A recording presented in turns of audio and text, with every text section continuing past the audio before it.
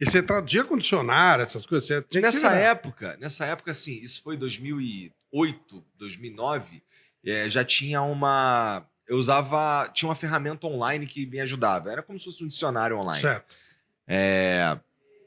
Que dava certo.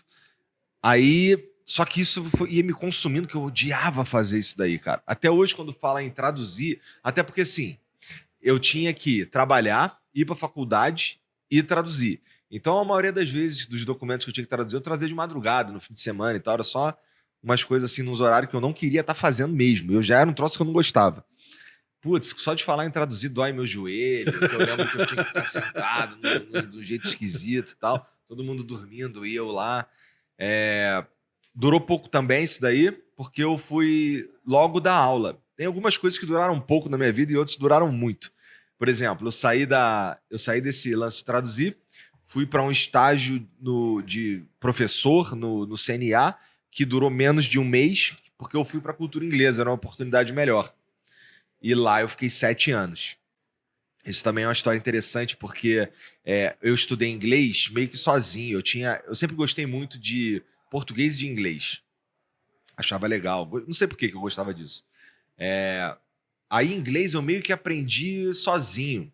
Então, eu lembro de uma vez que tinha de vez em quando tem, eu não sei se ainda tem, mas tinha uns sebos a céu aberto lá no Largo da Carioca.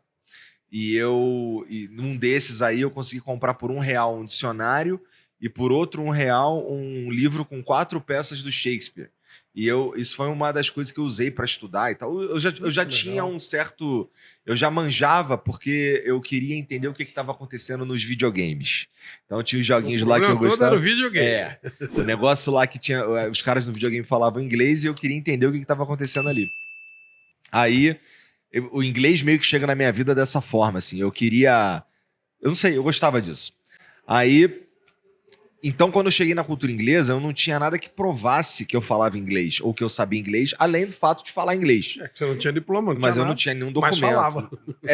E aí, eu fui contratado para ser estagiário lá, mas eles me recomendaram fazer Me recomendaram naquelas, né? Ou você faz ou já era.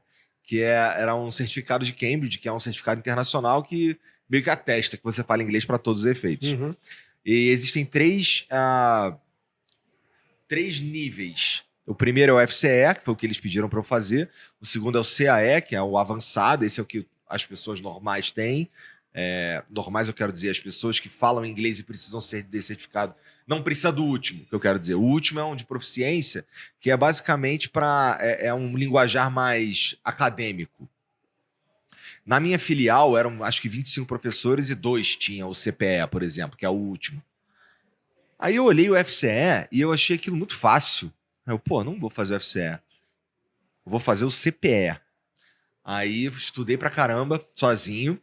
Eu lembro que lá a cultura inglesa era um sistema de filiais e eu não queria que as pessoas a minha gerente, por exemplo, soubesse que eu tinha me inscrito pro CPE, me inscrevido pro CPE. Aí o que eu fiz? Eu fui numa das poucas unidades que eram... como é que é? É filial e... Franquia? Franquia. Aí eu fui numa das poucas que eram franquias, só tinha 2 no Rio. Fui lá, me inscrevi, que era fora do sistema, Duque de Caxias. Fiz a prova lá, estudei pra cacete, cara. Fiz a prova lá, passei. Aí quando eu cheguei na filial lá com o diploma, já não sei o que, passei no CPE, todo mundo ficou em choque. Eu fui contratado pro período seguinte já como professor.